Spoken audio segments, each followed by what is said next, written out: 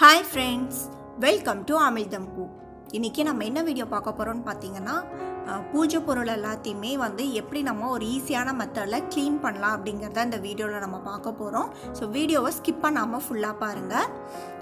என் சேனலுக்கு இதான் முதல் டைம் பார்க்குறீங்கன்னா கண்டிப்பாக சப்ஸ்கிரைப் பண்ணிவிடுங்க. நான் எடுத்து வச்சுருக்கிற பொருள் எல்லாமே பாருங்கள், அந்த விளக்கு எல்லாமே எரிஞ்சு கருப்பாக, அதுக்கப்புறம் அந்த எண்ணெய் பிசுக்கு தட்டு எல்லாத்துலேயுமே ரொம்ப அழுக்காக இருக்குது. ஸோ இதை தான் நம்ம எப்படி க்ளீன் பண்ணுறதுன்னு பார்க்க போகிறோம். ஸோ வாங்க வீடியோக்குள்ளே போயிடலாம். இப்போ ஒரு பெரிய பாத்திரத்தில் பார்த்தீங்க அப்படின்னா நம்ம குடிக்கிற நல்ல தண்ணி இருக்கும் இல்லையா, ஸோ நல்ல தண்ணி எடுத்துக்கோங்க. உப்பு தண்ணியில் க்ளீன் பண்ணாதீங்க. அதில் பார்த்தீங்கன்னா ஒரு பால் அளவுக்கு சின்ன பால் இருக்கும் இல்லையா, ஸோ அந்த சைஸ் அளவுக்கு புளி எடுத்துக்கோங்க. புளி எடுத்துகிட்டு நல்லா கரைச்சி விட்டுருங்க. ஸோ கையில் இந்த மாதிரி நல்லா கரைச்சிட்டு ஒரு 5 நிமிஷம் விட்டீங்க அப்படின்னா கொஞ்சம் ஊறிடும். அதுக்கப்புறம் நல்லா கையில் மசிச்சு விட்டீங்க அப்படின்னா புளி நல்லா கரைச்சி வந்துடும். ஸோ நல்லா கரைச்சிக்கலாம்.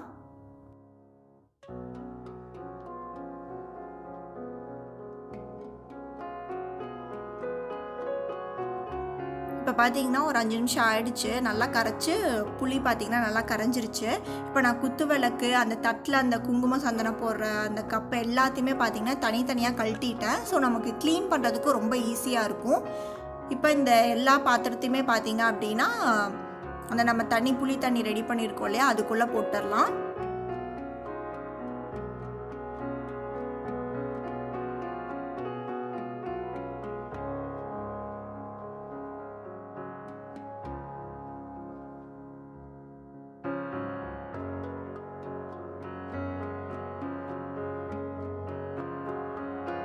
இப்போ எல்லாத்தையுமே உள்ளே சேர்த்தாச்சு. ஸோ கொஞ்சம் அந்த சொம்புக்கு தண்ணி பத்தலைங்கிறனால இன்னும் கொஞ்சம் மட்டும் நான் தண்ணி சேர்த்துக்கிறேன். ஸோ இப்போ எல்லாமே மூழ்கிற அளவுக்கு தண்ணி சேர்த்தியாச்சு. இதில் பார்த்தீங்க அப்படின்னா ஒரு மீடியம் சைஸ் அளவுக்கு நான் எலுமிச்சம்பழம் எடுத்திருக்கேன். ஸோ அந்த எலுமிச்சம்பழத்தை கட் பண்ணிவிட்டு அதோட ஜூஸை நல்லா புழிஞ்சு விட்ருங்க. ஒரு முழு எலுமிச்சம்பழத்தோட ஜூஸ் அப்படியே புழிஞ்சு விட்டுட்டு அந்த புழிஞ்ச எலுமிச்சம்பழம் இருக்குது இல்லையா, ஸோ அதை தோலோடு அப்படியே அந்த தண்ணியிலேயே போட்டுருங்க. இப்போ இதை நம்ம அடுப்பில் வச்சிடலாம். இப்போ இதை அடுப்பில் வச்சுட்டு நல்லா கொதிக்கணும். கொதிக்க விட்டீங்க அப்படின்னா நல்லா அதில் இருக்க அந்த எண்ணெய் பிசுக்கு கரை எல்லாமே நம்ம எடுத்துட்டு அதுக்கப்புறம் லைட்டாக நம்ம தேய்ச்சா போதும். ஈஸியாக எல்லா கரையுமே நமக்கு போயிடும். இப்போ நல்லா கொஞ்சம் கொதி ஸ்டார்ட் ஆகிருக்கு. இப்போ இந்த கொதி ஸ்டார்ட் ஆகிற டைமில் பார்த்தீங்க அப்படின்னா நார்மல் சால்ட்டு, நம்ம வீட்டில் உப்பு இருக்குது இல்லையா, நார்மல் உப்பு பார்த்தீங்கன்னா ஒரு 2 ஸ்பூன் அளவுக்கு சேர்த்துக்கோங்க.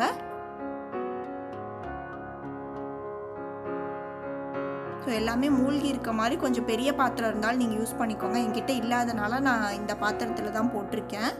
ஸோ இது நல்லா கொதிச்சு வரட்டும். தண்ணி நல்லாவே இப்போ கொதிக்குது. இப்போவே பாத்திரம்லாம் உள்ளே போட்டிருக்கிறது பாருங்கள், நான் எடுத்து காட்டுறேன் மேலே அப்படியே.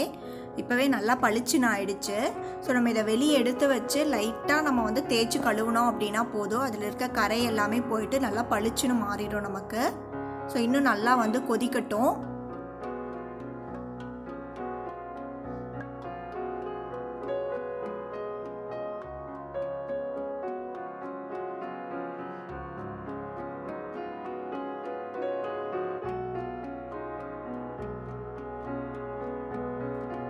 தண்ணி பாருங்கள், இப்போ எல்லாமே நல்லா கொதிச்சு வந்துருச்சு. ஸோ இந்த டைமில் நம்ம ஆஃப் பண்ணிடலாம். அடுப்பை ஆஃப் பண்ணிவிட்டு இதை கீழே எடுத்து வச்சு உள்ளே இருக்க பாத்திரத்தை எல்லாத்தையுமே நம்ம எடுத்துடலாம்.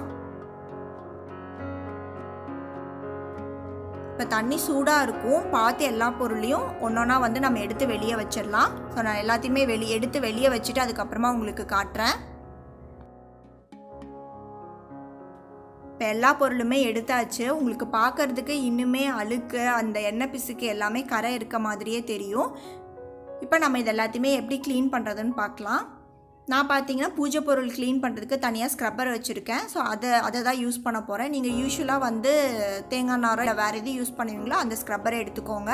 எடுத்துகிட்டு நான் விம் லிக்விடை தண்ணியில் கரைச்சி வச்சுருக்கேன். ஸோ அதை வச்சு லைட்டாக தான் நான் ஸ்க்ரப் பண்ணி எடுத்துக்க போகிறேன்.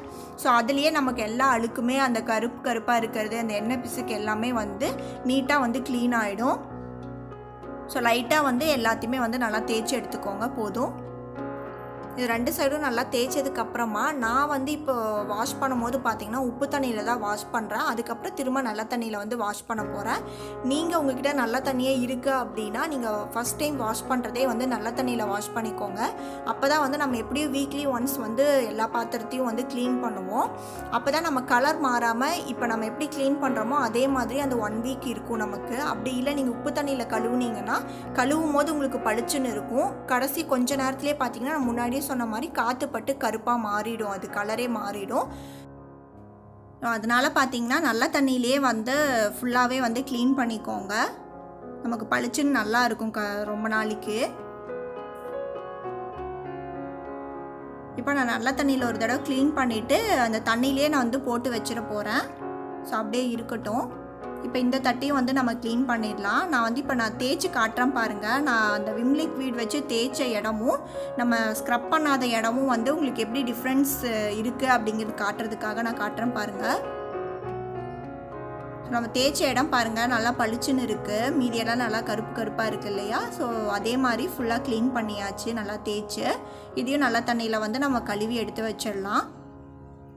இந்த விளக்கு நம்ம எடுத்திருக்க எல்லா பொருளுமே அதே மாதிரி தான். லைட்டாக நம்ம வந்து அந்த விம் லிக்விட் ஸ்க்ரப் வச்சு நம்ம பண்ணிட்டோம் அப்படின்னா ஃபுல்லாக வந்து நல்லா க்ளீன் ஆகிடும்.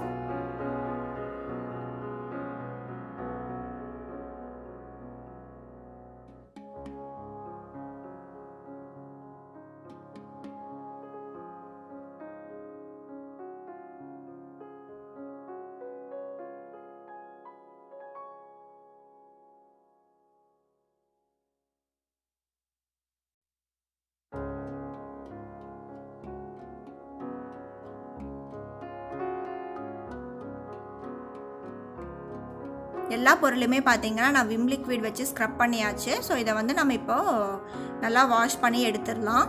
ஸோ எடுத்துகிட்டு நான் முன்னாடி பண்ண மாதிரியே நல்ல தண்ணியில் ஒரு தடவை வாஷ் பண்ணிவிட்டு அதில் போட்டு வச்சிட போகிறேன்.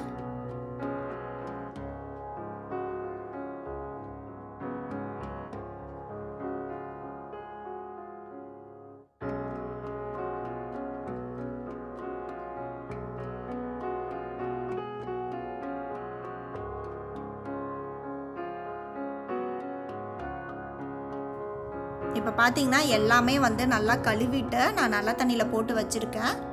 ஸோ இப்போ இந்த தண்ணியிலேருந்து எடுத்து எல்லா பொருளையுமே பார்த்தீங்கன்னா நல்லா ஈரம் போக உடனே தொடச்சி வச்சிடலாம் நம்ம. ஸோ அப்படியே விட்டுறாதீங்க. எப்போ நம்ம கழுவி எடுத்து வச்சாலுமே ஈரம் போக எல்லா பொருளையுமே பார்த்தீங்க அப்படின்னா ஒரு சுத்தமான துணி வச்சு நம்ம தொடச்சி எடுத்துடலாம்.